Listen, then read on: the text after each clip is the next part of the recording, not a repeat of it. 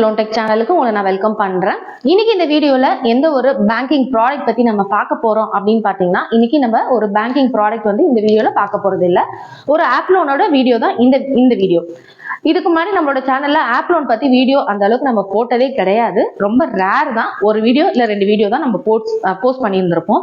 So அது என்ன reason அப்படின்னு பாத்தீங்கன்னா, ஆப் லோனை பொறுத்த வரைக்கும் ரேட் ஆஃப் இன்ட்ரெஸ்ட் ரொம்ப கூட, அதோட ப்ராசஸும் பாத்தீங்கன்னா நம்மளுக்கு வந்து நம்ம கேட்கறது எதுவுமே வந்து நம்மளுக்கு வந்து அதாவது எப்படி சொல்றது, உங்களுக்கு வந்து டாக்குமெண்ட் இது எல்லாமே வந்து ரொம்ப டிஃபிகல்ட்டான ஒரு விஷயமா இருக்கனால நான் மோஸ்ட்லி வந்து பாத்தீங்கன்னா பேங்கை தான் நான் ப்ரிஃபர் பண்ணுவேன்.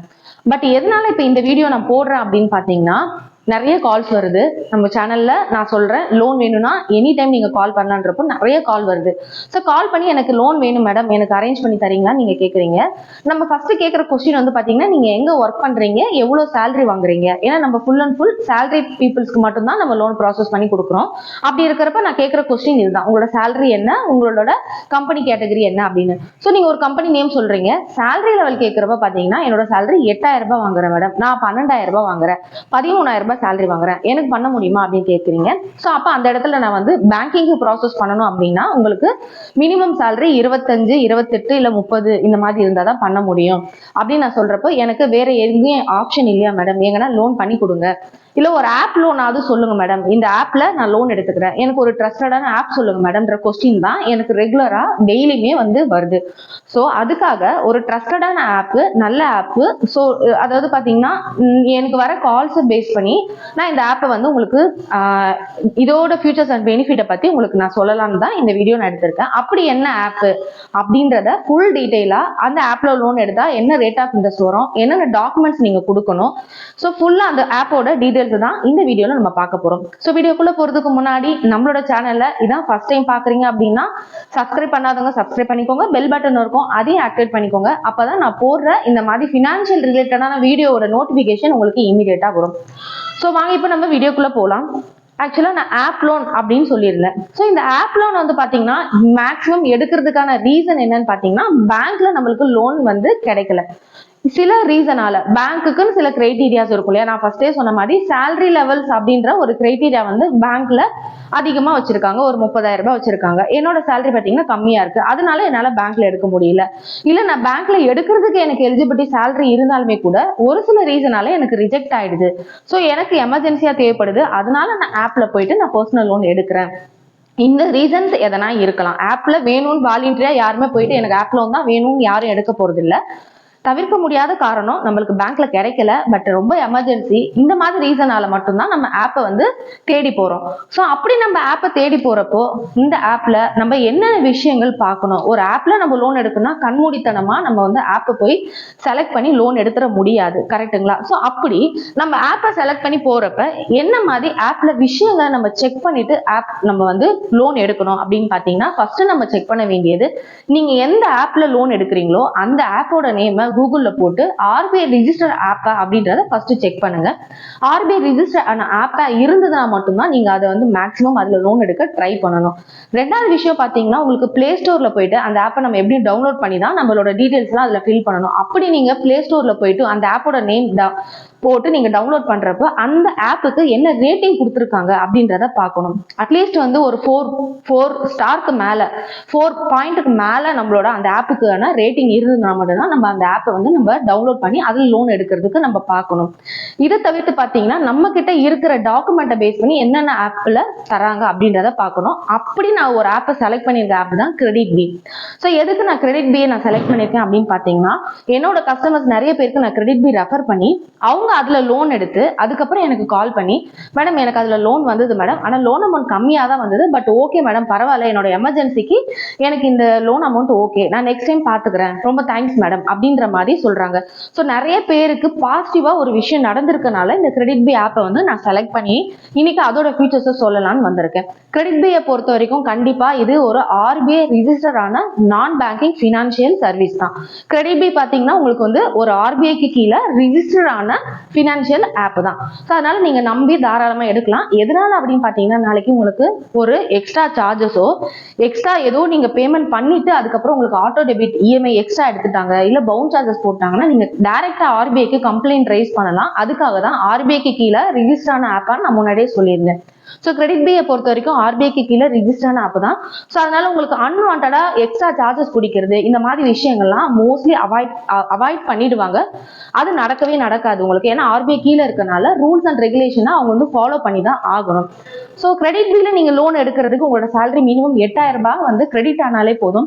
ஆனா ஒரு விஷயம், உங்களோட சேலரி வந்து 8000 ரூபாய் வாங்கினா போதும் மேடம், ஆனா 8000 ரூபாய் எனக்கு வந்து கேஷா வருது அப்படின்னு கேட்டீங்கன்னா கண்டிப்பா கிரெடிட் பில லோன் கிடைக்காது. வாங்குற 8000 ரூபாய் சேலரி உங்களோட அக்கௌண்ட்ல கிரெடிட் ஆகணும். அக்கௌண்ட்ல கிரெடிட் ஆகிறதுக்கு எனக்கு கம்பெனில இருந்து தான் என்னோட அக்கௌண்ட்ல கிரெடிட் ஆகணுமா? எனக்கு என்னோட கம்பெனில என்னோட ஓனர் இருக்காரு, என்னோட சார் இருக்காரு, அவர் வந்து என்னோட அக்கௌண்ட்ல வந்து கேஷ் வந்து டிரான்ஸ்ஃபர் பண்றாரு, எனக்கு ஜிபே பண்றாரு, என் அக்கௌண்ட்ல அனுப்புறாரு, அப்படி இருந்தா பண்ணலாமா அப்படின்ற மாதிரி நிறைய பேர் டவுட் கேட்குறீங்க. ஸோ அதுக்கான கிளாரிபிகேஷன் என்ன சொல்றேன் அப்படின்னு பாத்தீங்கன்னா, உங்களுக்கு மேல ஒரு எம்டின்னு ஒருத்தர் இருப்பாரு. அந்த எம்டி கிட்ட சொல்லி அவருக்கு கண்டிப்பா ஒரு பிசினஸ் ரன் பண்றப்ப அவருக்குன்னு ஒரு கரண்ட் அக்கௌண்ட் இருக்கும் இல்லைங்களா? கம்பெனி ரன் பண்றப்ப அவருக்கு ஒரு கரண்ட் அக்கௌண்ட்டோ இல்ல சேவிங்ஸ் அக்கௌண்ட்டோ ஏதோ ஒரு அக்கௌண்ட் இருக்கும். அந்த அக்கௌண்ட்ல இருந்து நெஃப்ட் பண்ண சொல்லுங்க. நெஃப்ட் பண்ணா அது வந்து நம்மளுக்கு ஒரு சேலரியா கன்சிடர் பண்ணிப்பாங்க. ஒரு ஜிபே மூலமாவோ இல்ல வந்து ஒருத்தர் வந்து இண்டிவிஜுவல் பர்சன் சேவிங்ஸ் அக்கௌண்ட்ல இருந்து ஒரு அக்கௌண்ட் டிரான்ஸ்ஃபர் பண்றாரு அப்படின்னா அது வந்து ஒரு சேலரியா கன்சிடர் ஆகுது. நீங்க 8000 ரூபாய் சேலரி வாங்கினாலுமே கூட கிரெடிட் பில லோன் எடுத்துக்கலாம். பட் ஒரு அக்கௌண்ட் டு அக்கௌண்ட் வந்து நெஃப்ட் மூலமா வந்திருக்கணும். நம்மளோட இந்த 8000 மினிமம் சேலரி சொல்றேன் நான். ஸோ இந்த மாதிரி ஒரு 8000 சேலரி கிரெடிட் ஆகுது அப்படின்னா சரி ஓகே மேடம், எனக்கு 8000 சேலரி கிரெடிட் ஆகுது, எனக்கு எவ்வளவு லோன் கிடைக்கும் அப்படின்னு கேட்டீங்கன்னா லோன் அமௌண்ட் வந்து நம்ம கையில கிடையாது. பேஸ்ட் ஆன் உங்களோட அக்கௌண்ட்டை நீங்க வந்து என்ன பண்ணும், உங்களோட பேங்க் ஸ்டேட்மெண்ட் நீங்க உள்ள அப்லோட் பண்ணும்போது அது சிஸ்டமேட்டிக்கா கொடுக்கறது தான். இந்த ஆப் லோன் எல்லாமே பொறுத்த வரைக்குமே பாத்தீங்கன்னா உங்களுக்கு எலிஜிபிலிட்டி அப்படின்ற ஒரு விஷயம் வந்து சிஸ்டம் உங்களுக்கு கொடுக்கறதாமே தவிர அங்க உட்காந்து ஒருத்தர் வந்து ஒரு பர்சன் வந்து இவ்வளவு சேலரி வாங்குறாங்க, இந்த சேலரி வாங்குறவங்களுக்கு இவ்வளவு லோன் அமௌண்ட் சாங்ஷன் பண்ணலாம் அப்படின்ற மாதிரி ஒரு மேனுவலா ஒரு பர்சன் அங்க உட்காந்து யாரும் நம்மளுக்கு அப்ரூவ் பண்றது இல்ல. இதே நீங்க பேங்க் வந்தீங்கன்னா ஒரு பர்சன் தான், கிரெடிட் மேனேஜர் அப்படின்ற ஒரு மேனேஜர் தான் உங்களுக்கு வந்து லோன் அமௌண்ட்டை ஃபிக்ஸ் பண்ணுவாரு. பட் உங்களுக்கு ஆப்பை பொறுத்த வரைக்கும் எல்லாமே சிஸ்டமேட்டிக்கா சிஸ்டம் கொடுக்கறதா. ஸோ 8000 வாங்குறவங்களுக்கு எவ்வளவு லோன் கிடைக்கும் அப்படின்னு கேட்டீங்கன்னா ஃபர்ஸ்ட் நீங்க வாங்குறீங்க அப்படின்னா ஒரு 15000 ரூபாய் அப்படி கொடுப்பாங்க. அது வந்து ஒரு 3 மந்த் இஎம்ஐ போட்டு நீங்க அந்த 3 மந்த் ப்ராப்பரா பே பண்றீங்க, 3 மாசம் கரெக்டா கட்டி முடிச்சிட்டீங்கன்னா அடுத்து உங்களுக்கு 15000 ரூபான்றது ஒரு 35000 ரூபாய் உங்க லோன் வந்து லோன் அதிகமா லோன் அமௌண்ட் வந்து இன்க்ரீஸ் பண்ணுவாங்க. ஸோ இந்த மாதிரி அந்த 35000 ரூபாய் நீங்க கரெக்டா பே பண்ணீங்கன்னா உங்க லோன் அமௌண்ட் வந்து 50000 ரூபாய் மாறும், 50000 ரூபாய் 75000 ரூபாய் மாறும். அப்படியே மாறி மாறி உங்களோட லோன் அமௌண்ட் வந்து இன்க்ரீஸ் ஆகிறதுக்கு கிரெடிட் பியை பொறுத்த வரைக்கும் அதுக்கான ஆப்ஷன்ஸ் வந்து இருக்கும். இதுக்கு முன்னாடி கிரெடிட் பி யூஸ் பண்ணவங்களுக்கு தெரிஞ்சிருக்கும், லாக் சிம்பிள் இருக்கும். நீங்க பேமெண்ட் பண்ணி முடிச்ச உடனே அடுத்த லோன் அமௌண்ட் வந்து அன்லாக் ஆகும். ஸோ இந்த மாதிரி கிரெடிட் பியை பொறுத்த வரைக்கும் நீங்க ப்ராப்பரா பே பண்ண நீங்க ஆன் டைமுக்கு பேமெண்ட் பண்ண உங்களோட லோன் அமௌண்ட் வந்து ஆட்டோமேட்டிக்கா அவங்க இன்க்ரீஸ் பண்ணி கொடுத்துட்டே இருப்பாங்க. ஸோ இந்த கிரெடிட் பில லோன் எடுக்கிறதுக்கு என்னென்ன மாதிரி டாக்குமெண்ட் கொடுக்கணும் மேடம் அப்படின்னு கேட்டீங்கன்னா கண்டிப்பா உங்க பேன் நம்பர் என்ட்ரு பண்ணணும் ஆப்பை டவுன்லோட் பண்ணி. அதுக்கப்புறம் பாத்தீங்கன்னா உங்களோட ஆதார் நம்பர், ஆதார் ஓடிபி போட்டு அந்த டீடைலும் நீங்க என்ட்ரு பண்ணணும். கரண்ட் அட்ரஸ் நீங்க அதுல என்ட்ரு பண்ணணும். உங்களோட பேஸ்லிப் வந்து எல்லாருக்கும் கேட்கறது கிடையாது, ரேர் தான். 1 மந்தாவது நீங்க உங்களோட பேஸ்லிப் அதுல அப்லோட் பண்ற மாதிரி இருக்கும். அது வந்து ஒரு 100 பேர் அப்ளை பண்ணா 70 பேருக்கு கேட்க மாட்டாங்க, ஒரு 30 பேருக்கு கண்டிப்பா கேட்பாங்க. என்ன ரீசன் பாத்தீங்கன்னா நீங்க அந்த கம்பெனி நேம் அப்படின்னு வரும், நீங்க சேலரிட் அப்படின்னு நீங்க செலக்ட் பண்ணிட்டீங்க, நீங்க ஒரு சேலரி பர்சன் அப்படின்னு நீங்க செலக்ட் பண்ணிட்டீங்கன்னா அதுக்கு கீழே வந்து நம்ம ஒர்க் பண்ற கம்பெனி நேம் வந்து என்டர் பண்ண சொல்லும். அப்படி நீங்க என்டர் பண்ணும்போது உங்களோட கம்பெனி நேமை நீங்க கரெக்டா என்டர் பண்ணணும், ப்ராப்பரா என்டர் பண்ணணும். நீங்க உங்க கம்பெனி நேம் என்டர் பண்றப்போ ஒரு கமா வருது ராம்ஸ் அண்ட் கோ அப்படின்றப்போ ராம் பக்கத்துல கமா போட்டு எஸ் வருதுன்னா நீங்க அதை கரெக்டா போடணும். இன்கேஸ் அது வந்து சிஸ்டம் எடுத்துக்க முடியல அப்படின்னா உங்க கம்பெனி நேம்ல கன்ஃபியூஷன் இருந்ததுன்னா கண்டிப்பா பேஸ்லிப் கேட்பாங்க. அப்போ நம்ம கண்டிப்பா பேஸ்லிப் கொடுத்தா மட்டும்தான் நம்மளுக்கு நெக்ஸ்ட் லெவல் மூவ் ஆகும். ஸோ அந்த கம்பெனி நேம் என்டர் பண்ற இடத்துல நீங்க ப்ராப்பரா உங்களோட கம்பெனி நேம் வந்து நீங்க என்டர் பண்ணணும். ஸோ அடுத்து வந்து பாத்தீங்கன்னா உங்களோட பேங்க் ஸ்டேட்மெண்ட் வந்து லாஸ்ட் 3 மந்த்ல இருந்து 6 மந்த் வரைக்கும் கேட்பாங்க. அது பிடிஎஃப்ல நீங்க உள்ள அப்லோட் பண்ற மாதிரி இருக்கும். அப்படி உங்களால பிடிஎஃப்ல அப்லோட் பண்ண முடியல அப்படின்னா உங்ககிட்ட நெட் பேங்கிங் இருக்கு, உங்க என்ன பேங்க் அக்கௌண்ட்டோ அந்த பேங்கோட net banking user ID password இருக்குன்னா நீங்க நெட் பேங்கிங்கை செலக்ட் பண்ணி உங்களோட யூசர் ஐடி பாஸ்வேர்ட் போட்டு உங்க அக்கௌண்ட்ல இருந்து ஓடிபி வரும், அதை போட்டீங்கன்னா உங்களோட அத்தன்டிகேஷன் பேங்கோட ஸ்டேட்மெண்ட்டை கிரெடிட் பி ஆப்பே வந்து புல் பண்ணி அதுவே உங்களோட ஆவரேஜ் சேலரி எடுத்து உங்களுக்கு கிரெடிட் லிமிட் எவ்வளோ, உங்களோட லோன் அமௌண்ட் எவ்வளோ அப்படின்றத ஃபிக்ஸ் பண்ணி உங்களுக்கு காமிச்சிடும். ரொம்ப சிம்பிள் தான்.